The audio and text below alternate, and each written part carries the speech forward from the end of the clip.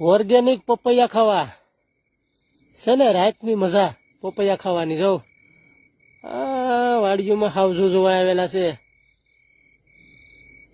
ભૂખ લાગી ને એટલે મેં કીધું હાલો પપૈયા ઉપાડીએ.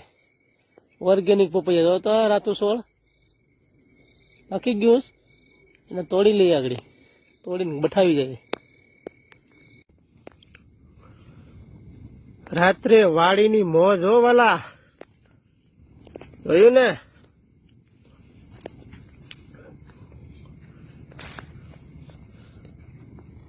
આ હાવજુ જોવાની મજા.